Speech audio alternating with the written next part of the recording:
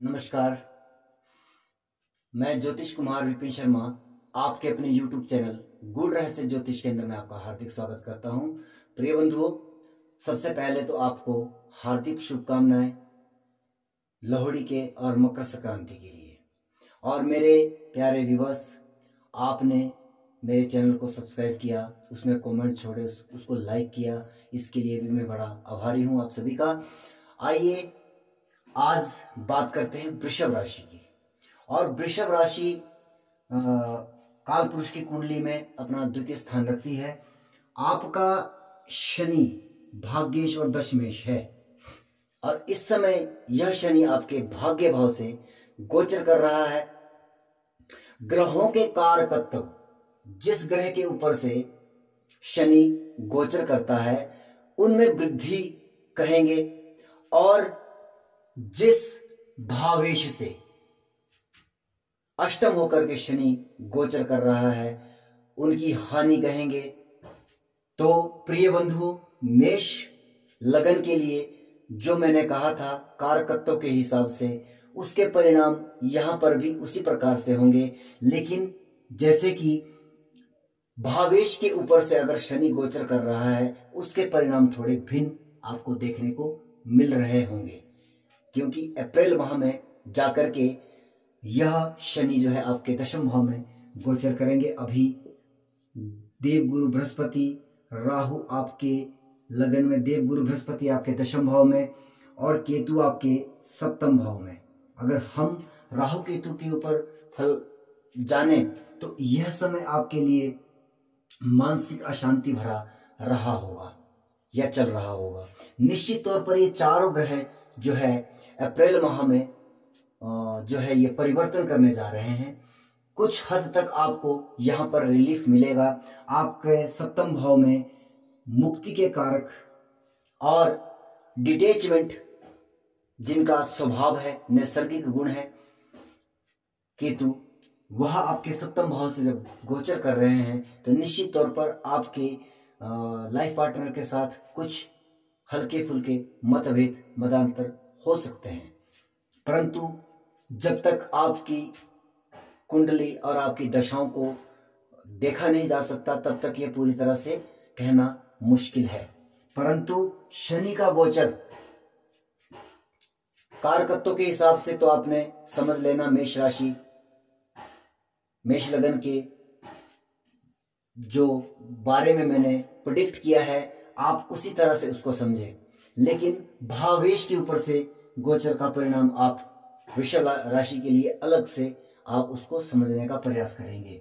जैसे कि इस समय मान लीजिए सूर्य के ऊपर शनि का गोचर, यानी कि अगर आपका जन्म माघ मास में हुआ है तो निश्चित तौर पर आपका सूर्य जो है वह मकर में होगा। और ऐसे सूर्य के ऊपर से जब शनि का गोचर हो रहा है, मैंने कल भी कहा था कि शनि का गोचर सूर्य के ऊपर से अच्छा कहेंगे, राजकीय कार्य में आपको लाभ मिलेगा, इसमें कोई संदेह नहीं है। परंतु आपका ये चतुर्थेश भी है, चतुर्थेश के ऊपर से जो है शनि गोचर कर रहा है, कर्म का कारक है। निश्चित तौर पर यदि आपने इन 2-2.5 वर्षों में क्या अचीव किया होगा, आपके भवन वाहन आदि की वृद्धि हुई होगी, या आपने कोई नया भवन खरीदा होगा, या आपने नया भवन निर्माण किया होगा, या आपने कोई नया वाहन जो है खरीदा होगा।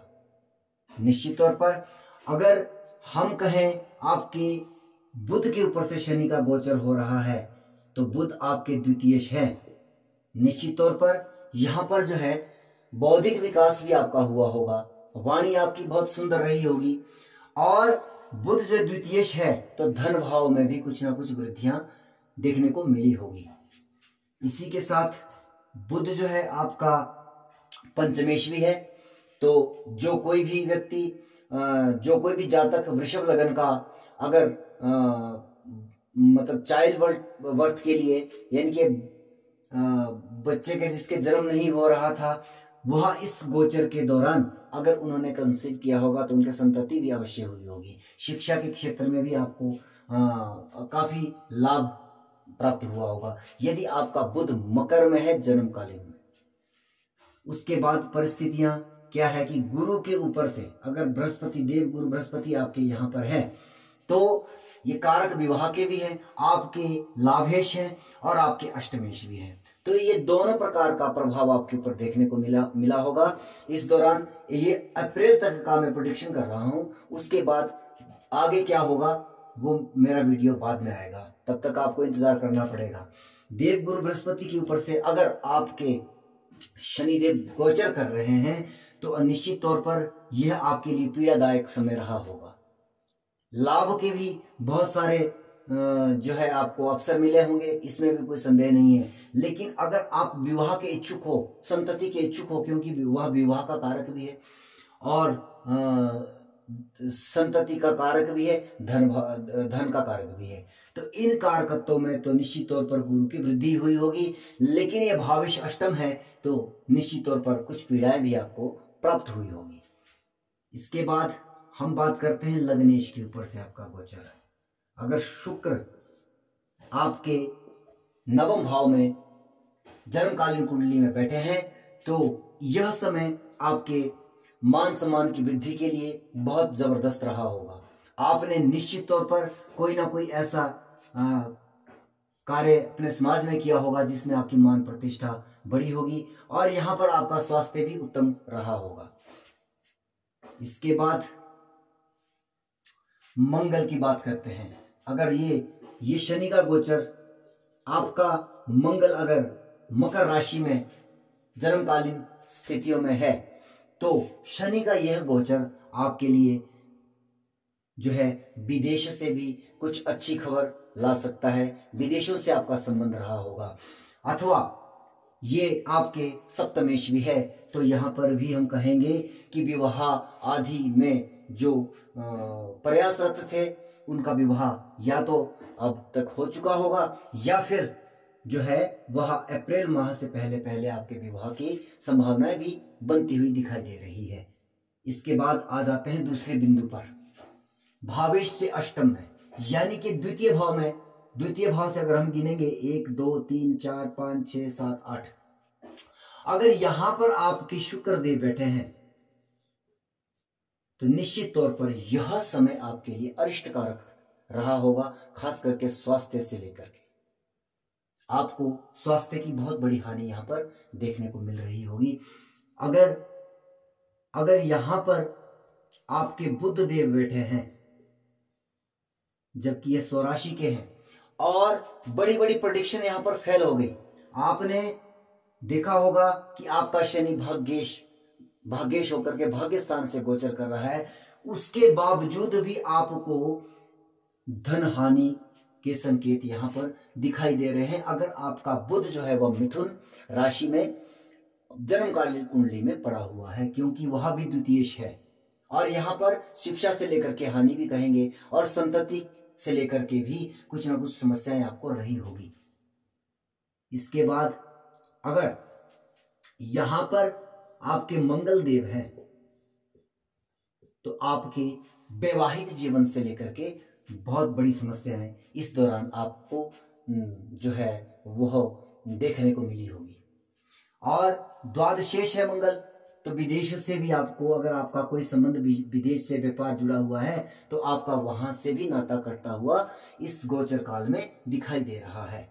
इसके बाद दशमेश, अगर शनि यहां पर है तो कार्य क्षेत्र में बहुत उतार चढ़ाव, कार्य क्षेत्र में आपको कई प्रकार के व्यवसाय आपको बदलने पड़ रहे होंगे, लेकिन अभी तक आपका व्यवसाय जो है वह अस्थिर दिखाई दे रहा है। इसमें हम अगर आपका शनि के ऊपर से शनि का गोचर हो रहा है तब भी हम यही स्थिति आपको कहेंगे। और अगर यहाँ पर आपका शनि बैठा है या यहाँ पर दशम भाव में नवम भाव में आपका शनि बैठा है तो ये दोनों परिस्थितियां एक जैसी रहेगी। आगे चलिए, आपके गुरुदेव अगर यहां पर हैं तो पहली बात है कि गुरुदेव आपके अष्टमेश भी हैं और आपके एकादशेश भी हैं। तो यहां पर जो है इन दो भावों से हानि मिली होगी, क्योंकि अष्टम भाव भी बहुत महत्वपूर्ण है। यहाँ से जुड़े बहुत सारे व्यवसाय हैं। ऑकल्ट साइंस है, आपकी एस्ट्रोलॉजी है, आपकी गूढ़ रहस्य की चीजें जितनी भी है, आपका इंश्योरेंस सेक्टर वह भी चरमराया हुआ। जो व्यक्ति इंश्योरेंस सेक्टर से रहे होंगे या जिनका अष्टम भाव से संबंधित कोई भी व्यवसाय हो, वह निश्चित तौर पर शनि के इस गोचर काल में प्रभावित हुआ होगा या डैमेज हो गया होगा।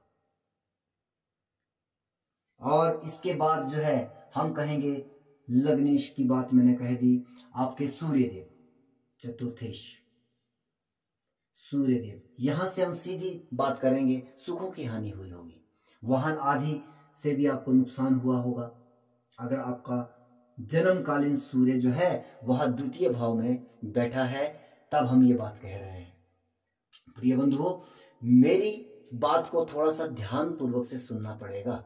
अगर ये एक बार समझ में नहीं आता, 2 बार देखें, 3 बार देखें, 4 बार देखें, अगर फिर भी समझ में नहीं आता तो कमेंट बॉक्स पर आप जो है लिख दें। मैं प्रयास करूंगा अपनी अल्पमति के अनुसार आपके प्रश्नों के उत्तर देने के लिए। परंतु यह वीडियो और ये इसके लिए मैंने बहुत मेहनत की है, और ये आप अपनी कुंडली पर लगा करके, अगर आपकी कुंडली में ये घटनाक्रम नहीं हो रहा होगा, अगर आप मेरी बात को समझ रहे होंगे ठीक ढंग से जो मैं कहना चाह रहा हूं, अगर नहीं लग रहा होगा तो आप जो है मेरे चैनल के कमेंट बॉक्स में निश्चित तौर पर शरेआम लिख सकते हैं कि पंडित जी आपकी बात जो है हमें समझ में नहीं आई और नहीं हमारे ऊपर अप्लाई हो रही है। तो इसी के साथ मेरे अगले वीडियो का इंतजार करें। कल मैं वीडियो आपको अपलोड करूंगा मिथुन लगन का।